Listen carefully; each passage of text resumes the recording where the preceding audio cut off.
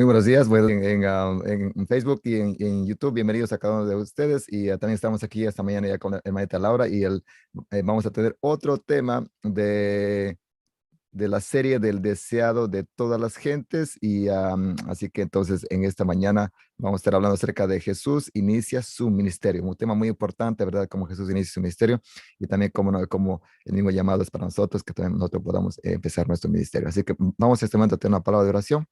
Vamos a orar. Amado Padre, gracias por la oportunidad el cuidado que usted tiene con nosotros. Pedimos que su Santo Espíritu more en nuestros corazones. Gracias por habernos despertado este día domingo.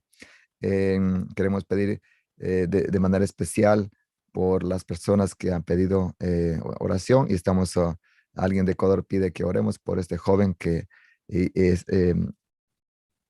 cruzó la frontera, fue apresado por la migración y ahora está 6 meses en Houston, am, preso, hasta que tal vez tenga una cita en la corte, y su familia, por supuesto, están desesperados, y oramos para que usted pueda tomar ese caso y que pronto pueda tener una solución. Si es posible que él se pueda quedar en ese país, ya que estoy seguro que él vino buscando un mejor futuro. Así que también pedimos esta mañana por aquellos que están presos del pecado, de algún vicio, de alguna tentación.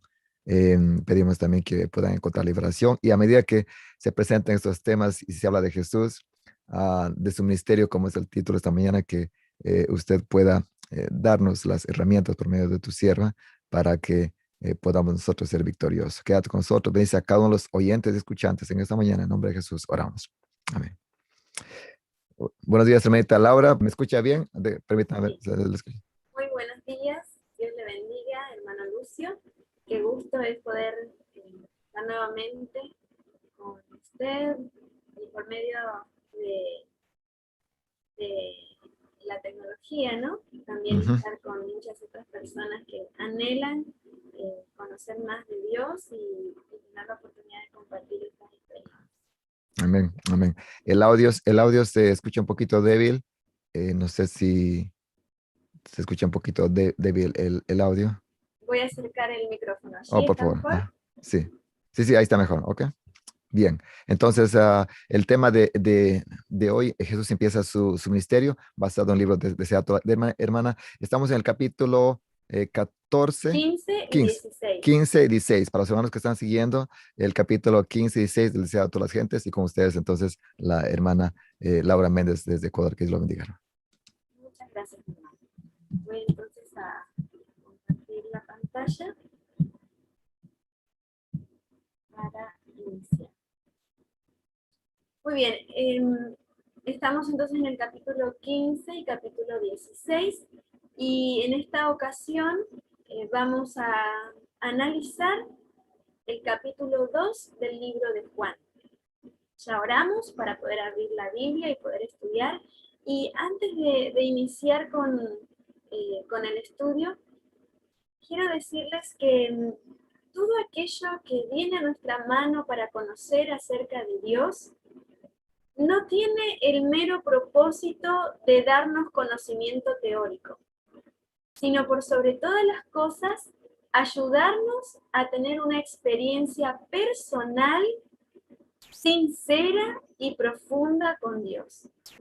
Y realmente ese es mi deseo para todos nosotros, para todos aquellos que escuchen en algún momento del día, que lo que hoy aprendamos nos ayude a tener un relacionamiento más profundo y más sincero con Cristo. Al conocer lo que Él ha hecho por nosotros, entonces en nuestro corazón surge, ¿no?, la gratitud, y nuestra vida va amoldándose y poniéndose en armonía con lo que el Señor quiere y lo que Él sabe que es lo mejor para nosotros.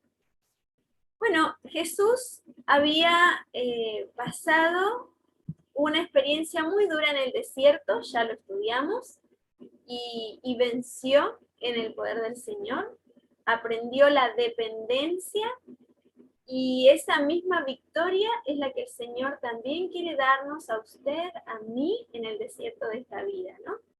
Todos pasamos por tentaciones, dificultades, y entendimos que es posible vencer si cooperamos y colaboramos con la acción del Espíritu Santo. Y que esa misma victoria que obtuvo Jesús es la misma victoria que el Señor quiere darnos a usted y a mí en nuestras deficiencias y defectos personales. Luego de eso, Jesús se bautizó. Ya lo estudiamos también, cómo la evidencia del Padre fue manifestada mediante una paloma representando la unción del Espíritu Santo y la misma voz de Dios hablando de manera audible, diciendo, este es mi Hijo amado. Esas evidencias no solo servirían a los oyentes, sino al mismo Jesús, cuando estuviera en la cruz, recordaría aquel evento y su fe sería fortalecida en saber que él, como Hijo de Dios, estaba cumpliendo el plan de salvación. Además, el domingo pasado también vimos cómo Jesús escogió y llamó a sus primeros 4 discípulos, Andrés, Pedro, Felipe y Natanael. De la misma manera en la que el Señor le llama a usted y me llama a mí para ser sus discípulos. Solo recordamos las hermosas palabras que el Señor le dijo a Natanael. Antes que Felipe te llamara, yo te vi cuando estabas orando debajo de la higuera. Y eso fue evidencia contundente para Natanael. De la misma manera, el Señor nos ve a cada uno de nosotros, nos conoce a cada uno de nosotros y en su misericordia nos llama para ser sus seguidores. Ojalá que todos podamos aceptar y colaborar con ese llamado. Bueno, la palabra de Dios nos dice en Juan capítulo 2, versículo 1, al tercer día hubo una boda en Caná de Galilea. Caná era una ciudad que no estaba muy lejos de la propia Nazaret, ¿no? Del pueblo donde Jesús pasó su infancia, tal vez unos 9 o 10 kilómetros de distancia. Y allí estaba, ¿no? Familia tanto de José como de María, que ahora iban a contraer matrimonio y fueron invitados y Jesús también fue con ellos y con sus discípulos a la boda. Hacía tiempo que Jesús no veía a su mamá, había salido de casa, llamado por el Espíritu Santo, había estado en el desierto. María había escuchado la experiencia de Jesús en el desierto, había escuchado lo que había sucedido en el bautismo, pero aún no lo había visto. Y en esta ceremonia se iban a encontrar. Así que María, como toda mamá, ansiosa de poder volver a ver y abrazar a su querido hijo. Y María lo encuentra, como siempre, Jesús servicial, amoroso, atento, pero algo había cambiado en el rostro de Jesús. Algo era diferente. Jesús ya, después de la experiencia que había pasado, ya estaba con mayor propósito y energía para cumplir su plan de salvación. Y María había visto ese cambio en Jesús, ¿no? Y para iniciar su ministerio, Jesús escogió una de las ceremonias más significativas que el ser humano puede celebrar, ¿no? Y es el matrimonio. Y a diferencia de lo que podemos pensar con toda esta situación de la pandemia, ¿no? Decir, bueno, antes se celebraban las bodas, ¿no? Grandes bodas con muchos invitados, y con esto de la pandemia, pues ya la gente no se casa así, no hay bodas, pues no. O sea, es tan importante esta ceremonia que ni siquiera la pandemia detiene esta fiesta, esta celebración. Y es así como ahora, obviamente por la circunstancia que estamos viviendo, muchas de las bodas se celebran por Zoom. Y prácticamente no hay invitados presentes, ¿no? Está el novio, la novia, el pastor, quien le case, y los invitados, cada cual en su casa, ¿no? En diferentes lugares y todos reunidos por medio de la tecnología del Zoom. Pero no ha parado, porque esta ceremonia es realmente importante para el inicio de una familia. Y con esto es tan importante porque nos hace recordar que el matrimonio es una institución divina. Y nos recordamos entonces de del primer matrimonio, que fue Adán y Eva, donde Jesús, él mismo bendijo esta unión entre un hombre y una mujer. Importante también mencionarlo, ¿no? Porque hoy en día, lamentablemente, aunque las leyes y las costumbres de este tiempo son contrarias a lo que la palabra de Dios nos enseña, es necesario reforzar el hecho de entender que Dios instituyó el matrimonio como una...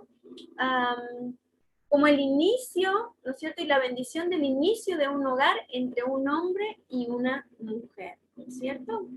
Y con esto también entendemos que cuando el hombre y la mujer se comprometen a estar juntos de por vida, en la enfermedad, en la felicidad, a educar, criar sus hijos, se comprometen a estar juntos por amor, hacen un pacto, un compromiso, que la palabra misma de Dios dice, solo la muerte puede disolver. Y es entonces que en la misma Biblia podemos encontrar muchas veces cómo el matrimonio también es un símbolo de la unión de Cristo con su iglesia, de Cristo como el novio y de la iglesia como su novia, como su esposa, ¿no? En ese pacto de amor que Dios quiere hacer con el ser humano, tan sacrificado que estuvo, ¿no? Dispuesto a dar incluso su propia vida para la salvación de la raza humana. Así que es un simbolismo muy hermoso entre Cristo y su iglesia. En aquella época, los matrimonios, como en algunas culturas actualmente, no era solo una fiesta, una boda, una celebración de un par de horas, como lo es en el occidente, ¿no? Sino que en muchas culturas orientales aún se mantiene el hecho de que un matrimonio dure días, varios días. Y para eso, obviamente, los que estaban organizando la boda debían hacer una provisión bastante amplia para todos los invitados para varios días. Y algo que en la celebración no podía faltar era el vino. ¿Sí? ¿Por qué? Porque esto era un elemento muy importante dentro de la fiesta, ¿no? Para calmar la sed, aparte de que el jugo de uva es realmente delicioso, esto era algo importante. Pero hay algo esencial que entender. En primer lugar, que Jesús asistió con sus discípulos y con su mamá a un matrimonio. Esto nos deja la primera lección. Jesús era sociable y no se retraía de los eventos sociales, que sean sanos, ¿verdad? Y que sean de bendición para el ser humano. Y hoy nosotros tampoco debemos retraernos de estos eventos y hacernos una oportunidad para aprovechar y atraer a las personas a Dios, siempre obviamente con la cautela y dando un buen testimonio. Pero Jesús aprovechó esta ocasión social para atraer a las personas también al poder de su Padre, ¿no? Así que el jugo de uva tenemos que entender que no era un jugo fermentado, no era un jugo fermentado, el jugo de uva era el jugo de la vid fresco, saludable, para fortalecer el cuerpo, el jugo de las uvas. ¿Y por qué sabemos que no fue fermentado? Porque hay un principio importante en la palabra de Dios, y es que Dios nunca se puede contradecir a sí mismo. En la Biblia, en Proverbios y en tantos otros pasajes, encontramos que el consejo de Dios es ni siquiera mirar, dice, ¿no? El vino cuando rojea. Vemos en muchas historias bíblicas los efectos terribles de consumir alcohol. Y vez tras vez el Señor nos advierte de esos efectos y nos instruye a que no consumamos alcohol. Por lo tanto, Jesús nunca hubiera podido hacer este milagro contradiciendo lo que Dios mismo o Él mismo había enseñado, ¿no? Y por otro lado, entendemos que el alcohol perjudica a nuestro cuerpo y Dios siempre nos enseña a cuidar de nuestra salud y de nuestro cuerpo. Por lo tanto, vemos allí que el vino no era más que jugo puro de uva. También entendemos que había expectativas equivocadas. ¿Se acuerdan cuando estuvimos analizando cuál era la perspectiva del pueblo y también de los sacerdotes frente al Mesías? Ellos esperaban la liberación, tanto política como social. Esperaban que el reino del Mesías fuera implantado aquí en esta tierra. Y esa era una percepción equivocada. ¿Por qué? Porque no habían estudiado la Biblia, los testimonios que tenían en aquel entonces de manera sincera para conocer cuál era la verdadera misión del Mesías. Y María, su mamá, no estaba exenta de esta misma expectativa falsa. Así que cuando Jesús estuvo en la boda, María anhelaba, después de escuchar la victoria en el desierto, de escuchar la evidencia de Dios Padre hacia Jesús en su bautismo, María estaba ansiosa de alguna manera de ayudar a Jesús para que todo el mundo viera que Él era el verdadero Mesías. Esperaba la oportunidad de que Jesús hiciera algún milagro. Y vemos allí que como igualmente toda mamá, esperaba de Jesús alguna atención especial. Pensaba tal vez María que tenía derechos especiales sobre Jesús por ser su mamá. Sin embargo, Jesús fue muy claro en sus enseñanzas. Dice, mi madre y mis hermanos son todos aquellos que hacen la voluntad de mi Padre. Jesús no hace acepción de personas. Dios no hace acepción de personas. Todos en cuestión de salvación tenemos las mismas oportunidades. Y el deseo de todas las gentes en la página 120 nos dice, la única esperanza de redención para nuestra especie caída está en Cristo. María podía hallar salvación únicamente por medio del Cordero de Dios. En sí misma no poseía méritos. Y tal vez hay otras denominaciones que pueden enseñar que en María hay méritos, incluso hoy día, para acercarnos a Cristo, y ella toma un papel de mediadora, pero la palabra de Dios es clara al indicarnos que María no tenía ningún mérito en sí misma, que así como todos nosotros necesitamos solo a Cristo para ser salvos, y entendemos que el único mediador entre Dios y los hombres es Jesucristo. Así que esta enseñanza es muy importante tanto para ella, porque ella sí comprendió esto, como para nosotros hoy. Además, vemos en la palabra que nos dice en el versículo 3, ¿no es cierto? Dice allí, y como faltó el vino, la madre de Jesús le dijo, no tienen más vino, le dijo a Jesús, ¿no? Y Jesús respondió, mujer, ¿qué tengo que ver con esto? Aún no ha llegado mi hora. Algunos piensan que Jesús trató de una manera irrespetuosa a María, pero no fue así. Esa era la manera de dirigirse con respeto en aquellos tiempos. Jesús siempre respetó a sus padres, honrándolos como manda el mandamiento. Y entonces encontramos allí a Jesús siempre con una disposición tan amorosa para hacer el bien. Recordemos que nunca Jesús hizo un milagro en beneficio propio, sino en beneficio de los demás.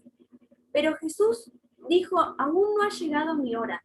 Él entendía que solo podía hacer milagros o hablar incluso palabras cuando Dios se lo indicara.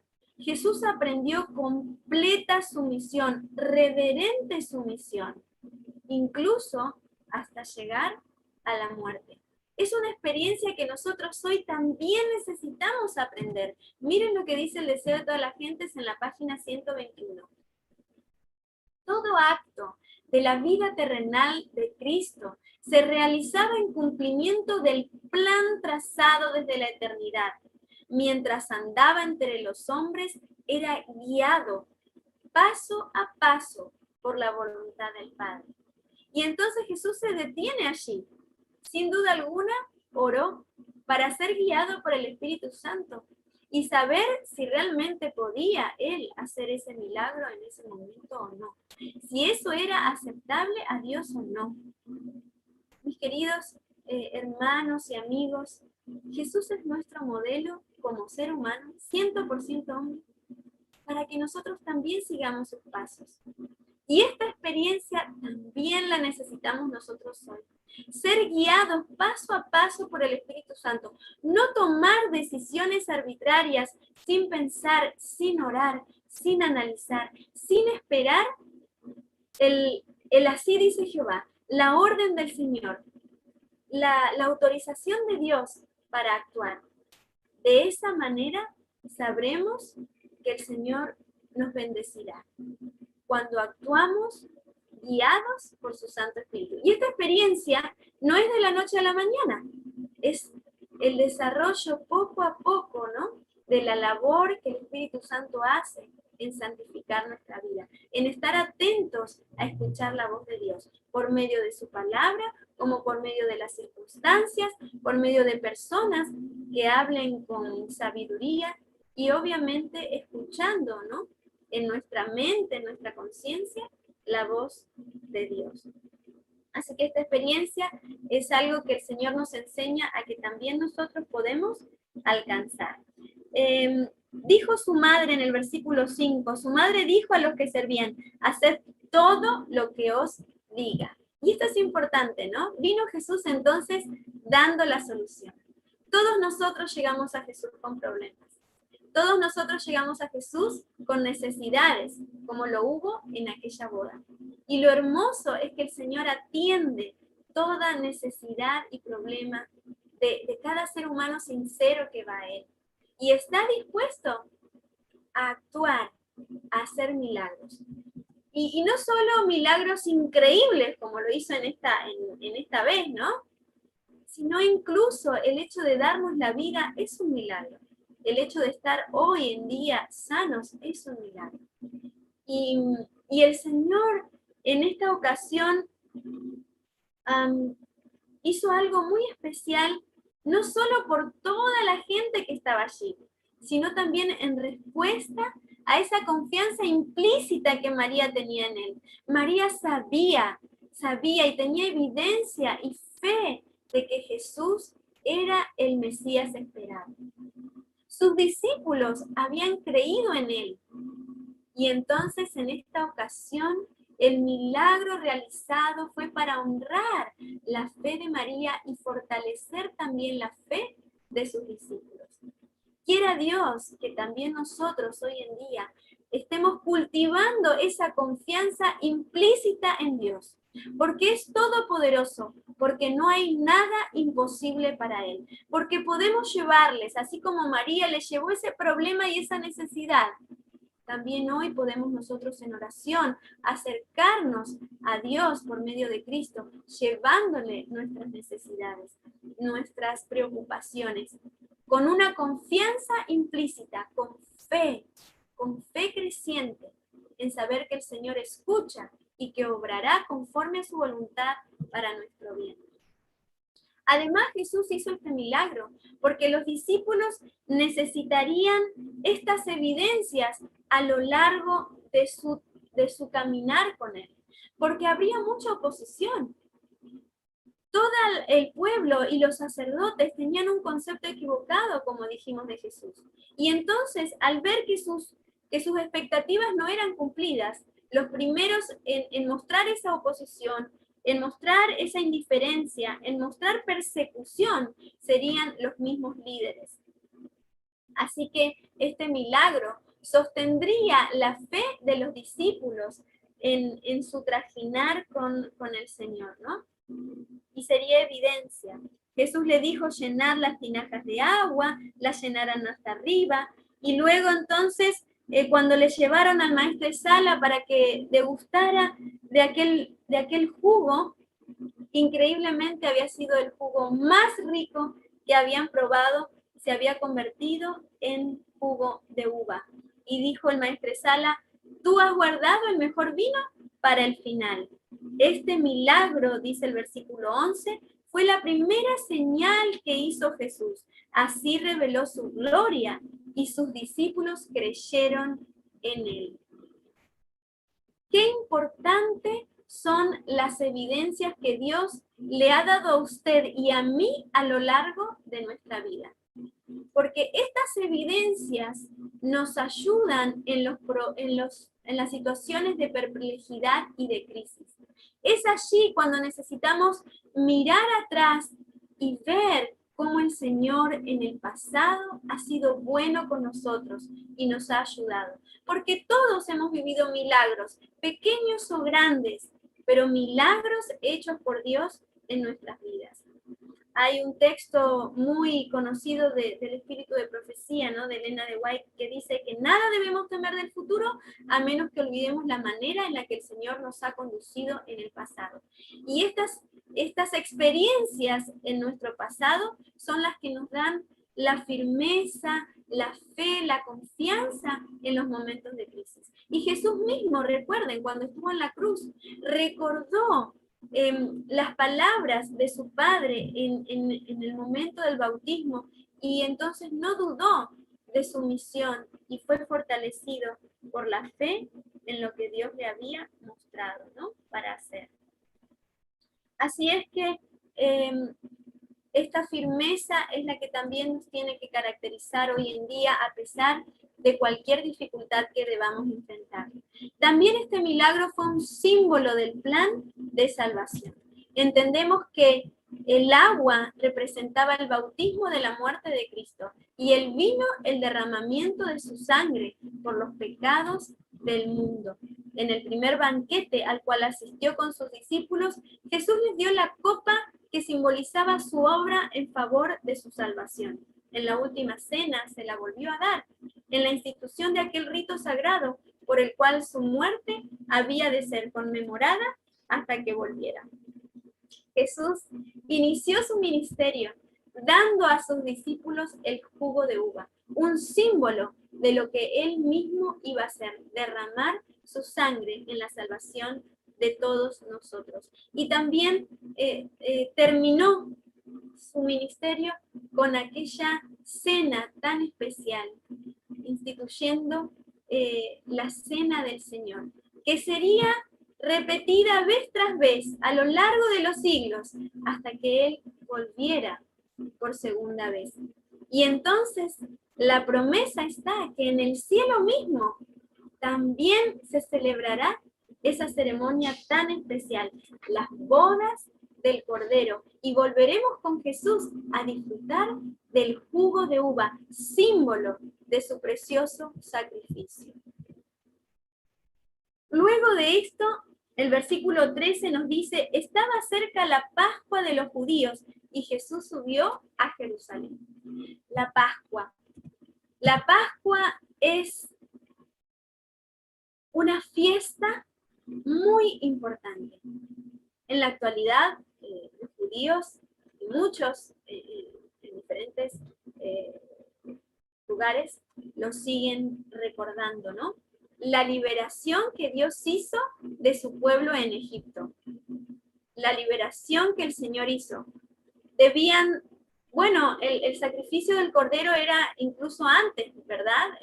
Desde que Adán y Eva tuvieron que salir, hubo el primer sacrificio. Y ese símbolo de que el Cordero, como lo mencionó Juan, he aquí el Cordero de Dios que quita el pecado del mundo, sería un símbolo por siglos hasta que el símbolo fuese encontrado con la realidad como lo fue en la cruz.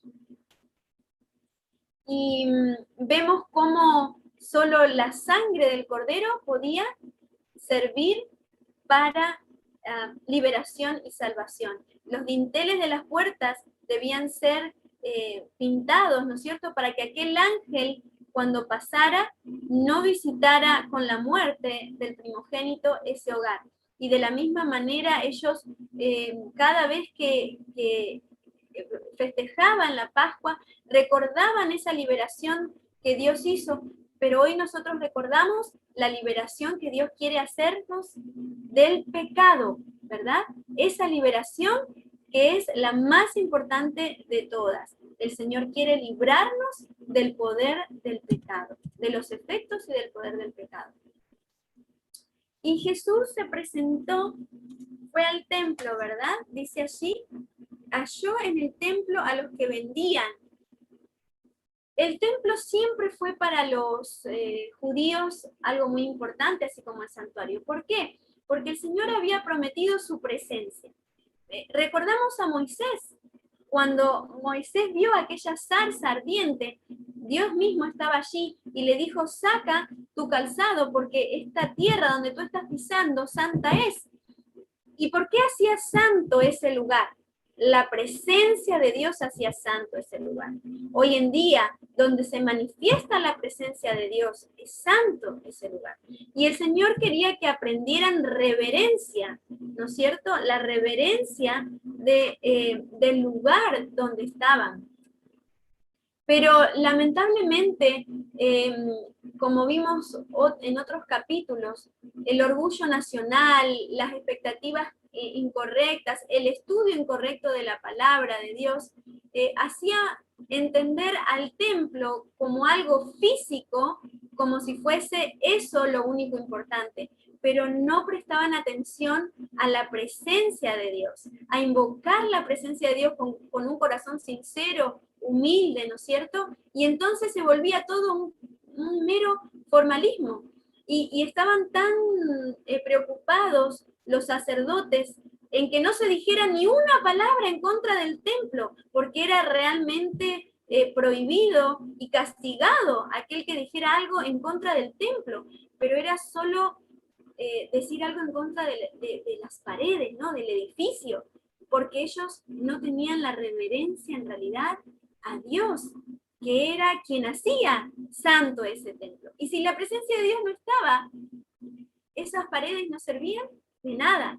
Y lo mismo sucede hoy en cualquier templo. Si la presencia del Señor no está, es un mero edificio. Pero el orgullo nacional, ellos entendían que eran la nación favorecida, pero no estaban cumpliendo ese plan del Señor, que sí los había escogido, pero no para retraerse del mundo, sino más bien para dar testimonio a Él, ¿no? Y entonces todos los rituales se habían tergiversado y encontramos que Jesús cuando llega al templo, ¿qué ve? Cambistas, ¿no? Gente que vendía bueyes, ovejas, palomas, porque como era la Pascua, necesitaban comprar para hacer los sacrificios. Muchos venían del extranjero, de lugares lejanos, no podían llevar los animalitos consigo en todo el viaje. Así que los sacerdotes habían aprovechado esto, lamentablemente, y entonces eso se había vuelto en un negocio, en una confusión. Y Jesús no pudo soportar esto, ¿no? Había extorsión, abuso, ganancias ilícitas. Miren lo que dice el deseo de todas las gentes en la página 130 y 131. Al entrar Jesús en el templo, su mirada abarcó toda la escena, vio las transacciones injustas, vio la angustia de los pobres, vio el atrio exterior de su templo convertido en un lugar de tráfico profano, vio cómo el amor de Dios sería ocultado de los pecadores y los hombres traficarían con su gracia. ¡Qué terrible situación! Vio la decadencia del pecado en el mismo templo de Dios, donde tantas veces el Señor se había manifestado con su gloria. Y hoy en día podemos también estar viviendo esto en nuestros templos. ¿Por qué?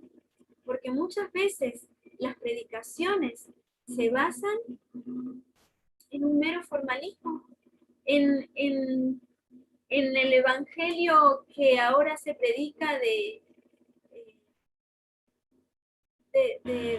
bendición, en el sentido de que uno da las ofrendas o los diezmos para recibir la bendición de Dios, en vez de ser simplemente una demostración de gratitud, de amor y de obediencia al Señor, ¿no?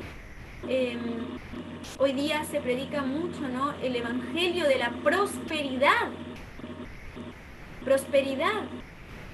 Porque queremos recibir como los sacerdotes la bendición terrenal, pero no estamos dispuestos a recibir la bendición espiritual y a esperar el reino de Dios, que no es en esta tierra, sino en la tierra venidera.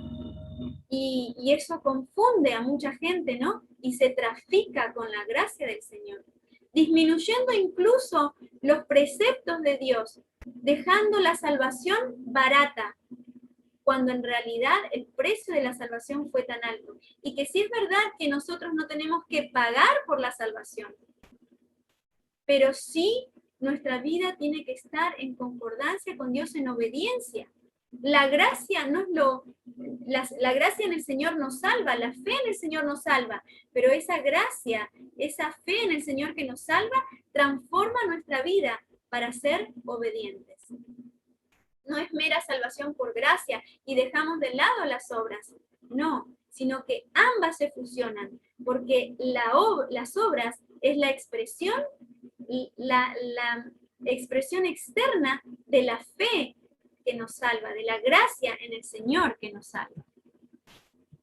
Y entonces recordaron, dicen los discípulos, cuando Jesús hizo un azote a las cuerdas, echó a todos en el templo, a los que vendían, les dijo, salid de aquí. Claro, encontramos a una actitud de Jesús totalmente diferente a lo que lo conocíamos, sumiso, humilde, amoroso. Pero ¿qué sucedió aquí? Los mismos discípulos reconocieron la autoridad del Señor y todos los que estaban presentes, la autoridad de Dios en Jesús, ¿no es cierto? Y los discípulos recordaron el escrito, el celo de su casa me consumirá. Y esto está en Salmo 69:9, porque me consumió el celo de tu casa. Muchas veces interpretamos la misericordia de Dios, pero no entendemos que también es un Dios de justicia, de juicio, y que no solo el Señor extiende su misericordia a la raza humana, sino que también el mensaje es de juicio. Es el mensaje de autoridad divina, de que el Señor no tolerará el mal y el pecado por siempre, sino que todo tiene un límite. Y que si usted y yo hoy estamos vivos por misericordia del Señor, pero también porque hay un juicio en el que todos compareceremos, ¿verdad? Y en el que el Señor quiere que seamos hallados sin mancha si aceptamos su salvación. Así es que Jesús dio no solo el mensaje de misericordia, de perdón, de amor de parte de Dios, sino también un mensaje de autoridad y de juicio. Y que toda obra será llevada a juicio y tendrá su consecuencia. Si esta obra ha sido buena o si esta obra ha sido mala, tendrá su consecuencia. Así que es muy importante entender que la obra del Señor es tanto justicia como misericordia para cada uno de nosotros, ¿no? Aquí nos menciona, desde las edades eternas ha sido el propósito de Dios que todo ser creado, desde el resplandeciente y santo serafín hasta el hombre, fuese un templo para que en él habitase el Creador. A causa del pecado, la humanidad había dejado de ser templo de Dios. Ensombrecido y contaminado por el pecado, el corazón del hombre no revelaba la gloria del ser divino. Pero por la encarnación del Hijo de Dios se cumple el propósito del cielo. Dios mora en la humanidad y mediante la gracia salvadora, el corazón del hombre vuelve a ser su templo. Esto que hizo Jesús fue también un símbolo de limpieza, porque el juicio que se está llevando a cabo en el cielo, en el lugar santísimo, es una obra de limpieza. Y nosotros, como dice la palabra de Dios, templos del Espíritu Santo, el Señor quiere limpiar el templo de nuestra vida, del pecado, así como limpió el templo en aquel momento y sacó a los que estaban vendiendo, a los que estaban trayendo confusión. De la misma manera el Señor quiere limpiar el templo de su vida, querido hermano, hermana, el templo de mi vida, para que podamos estar limpios delante de la presencia del Señor. Y esta obra maravillosa que solamente Cristo puede hacer por usted y por mí. Los atrios del templo de Jerusalén, llenos del tumulto de un tráfico profano, representaban con demasiada exactitud el templo del corazón, contaminado por la presencia de las pasiones sensuales y de los pensamientos profanos. Al limpiar el templo de los compradores y vendedores mundanales, Jesús anunció su misión de limpiar el corazón de la contaminación del pecado, de los deseos terrenales, de las concupiscencias egoístas, de los malos hábitos que corrompen el alma. ¡Qué hermoso! Jesús inició su ministerio en una boda y limpiando el templo, porque de esa manera el Señor quiere hacer con nosotros. Quiere hacer un pacto con nosotros, como lo es el pacto matrimonial. Quiere darnos bendición hasta que sobreabunde, como lo hizo en las bodas de Caná. Y también quiere limpiar nuestra vida de los efectos del pecado. Quiere limpiar nuestra vida de sanar nuestro corazón de los efectos del pecado, pero también librarnos del poder del pecado. Y esto es vencer como el Señor venció. Una vez más, nos remonta a la victoria sobre el pecado que solo el Señor Jesús puede hacer. Y Él llama, ¿no?, a nuestro corazón, porque el Señor nunca va a obligarnos. Todos estamos en la misma posición que Adán y Eva, libertad de decisión.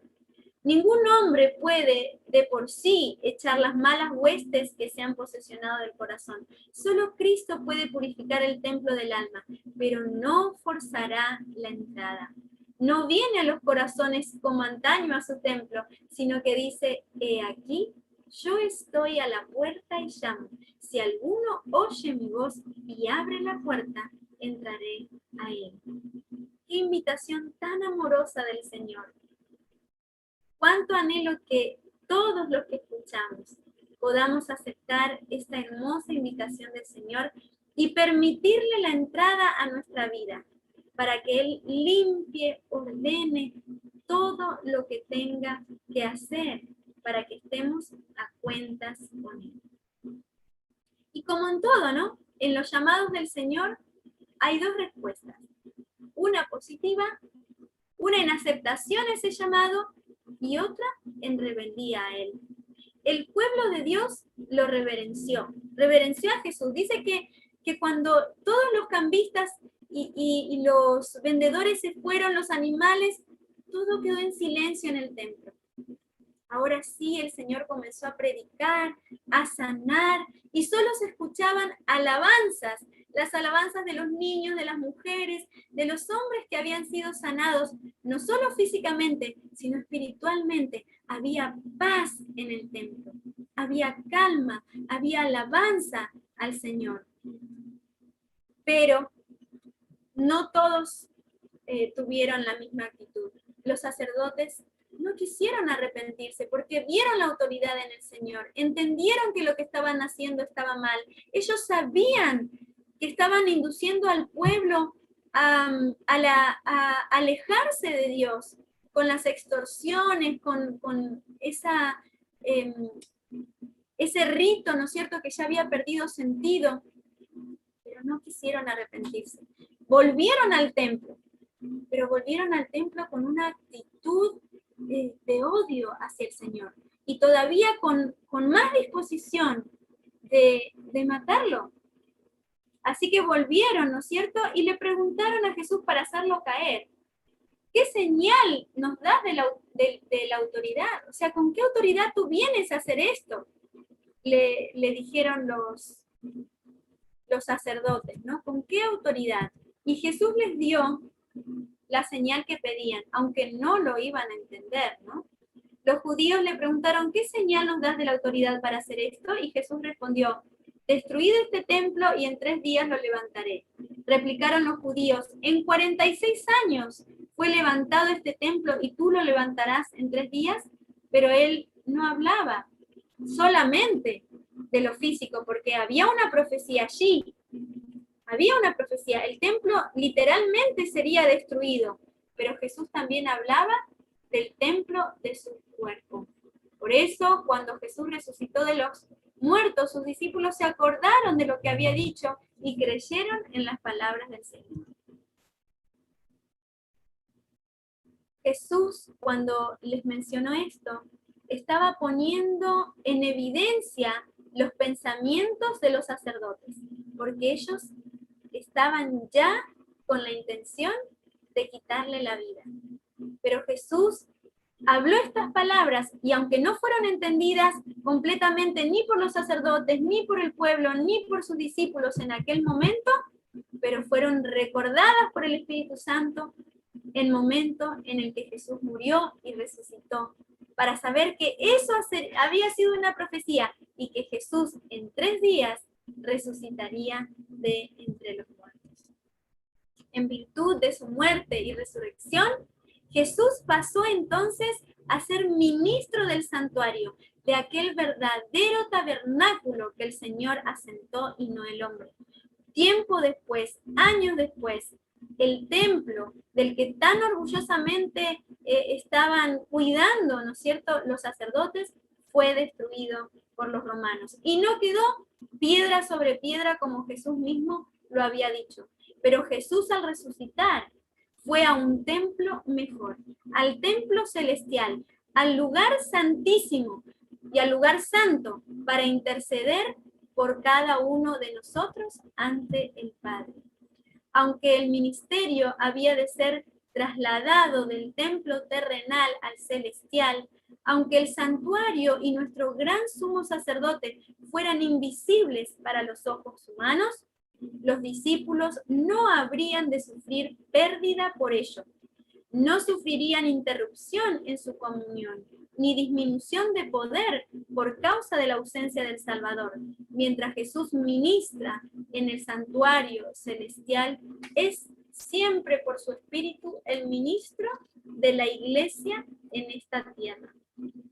Y aunque, como dice allí, está oculto a la vista de cada uno de nosotros, pero se cumple la promesa que hiciera al partir. He aquí, yo estoy con vosotros todos los días hasta el fin del mundo. Qué hermosa promesa, querido hermano, querida hermana, que el Señor hace con nosotros. Un pacto eterno con usted y conmigo, de salvación. El Señor quiere limpiar el templo de nuestra vida, el templo de nuestro cuerpo, de nuestra mente. Es por eso que hoy Él está en el lugar santísimo, llevando a cabo el juicio investigador.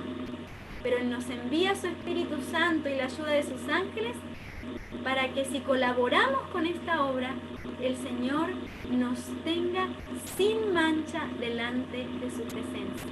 Nos promete estar con nosotros hasta el final. Y promete que así como inició una obra en nosotros, Él es fiel para terminarla. Mis queridos hermanos, que Dios nos bendiga en esta nueva semana. Y la experiencia de María y de sus discípulos también sea la nuestra. Que podamos ver los milagros de Jesús durante esta semana en las cosas sencillas de la vida. Que nuestra fe pueda ser implícita en Él, que nuestra confianza pueda crecer en el Señor. Que también en los momentos de dificultad que durante esta semana tengamos que afrontar, estas experiencias de milagros en nuestra vida sean una evidencia para fortalecer nuestra fe y enfrentar las situaciones que nos toque enfrentar. Y que colaboremos con el Señor en esta obra de perdón de nuestros pecados, que día a día podamos llegar a Él con arrepentimiento, con confesión, pero también con abandono de lo que nos separa de Él, y así podamos crecer en la gracia, ir de victoria en victoria, porque ese es el anhelo del Señor. Y cuando tengamos oportunidad de tomar la Santa Cena, volvamos a recordar ese símbolo precioso de la sangre de Jesús en el jugo de uva, que el Señor nos promete, nos volverá a dar en ocasión de su regreso, en las bodas del Cordero, en el cielo, cuando Él venga por segunda vez. Que Dios nos bendiga, mis queridos hermanos, y que en esta semana podamos tener la plena seguridad de la ayuda y de la compañía del Señor. Bendiciones a cada uno de ustedes. Así es, muchas gracias, hermana Laura. Gracias por esa excelente presentación. Recordemos, queridos hermanos, que Dios quiere morar en nuestro templo y que aunque, como decía al final, ¿verdad? Aunque el ministerio de Dios ha sido trasladado de la tierra al cielo, ¿verdad? Él, aunque no le podamos ver, Él está con nosotros, ¿verdad? La comunión no ha disminuido porque Él está en el santuario celestial intercediendo por nosotros y que por eso Él dijo, ¿verdad? Aquí estoy con vosotros hasta, aquí estoy con vosotros todos los días hasta el fin del mundo. Esa es la promesa, que con estas temas, palabras, que nosotros podamos encontrar fortaleza, fortaleza para nuestra caminar en la vida cristiana.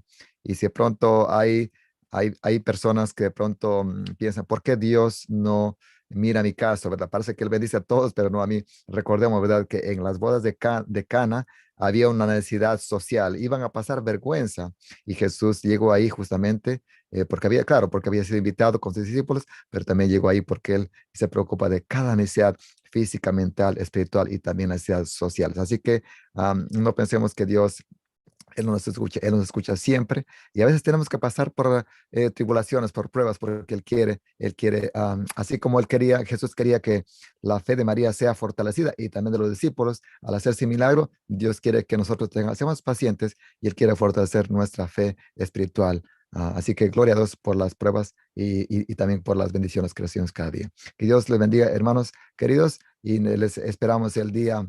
Les deseamos a usted, Meta Laura, también una linda semana, a usted y a su familia. Gracias por estar nuevamente con nosotros. Le hemos extrañado por 2 semanas que no está con nosotros. Esperamos que usted esté con nosotros nuevamente el día domingo. Y a los hermanos que están aquí, les invitamos este día martes. Tenemos otro tema de salud y tenemos una invitada desde el Sanatorio Canoas, desde México, la doctora Antonia Ramírez desde México. Ella va a estar hablando acerca de depresión y hay algunas pautas también prácticas que podemos hacer para luchar con este mal que afecta a todo el mundo, sobre todo ahora que estamos en pandemia en todo el mundo. Ha subido los niveles de depresión, incluso en niños también. Así que les invitamos este martes a las 7:30 hora de aquí, 6:30 hora del Ecuador, y creo que también la hora de Colombia y Perú.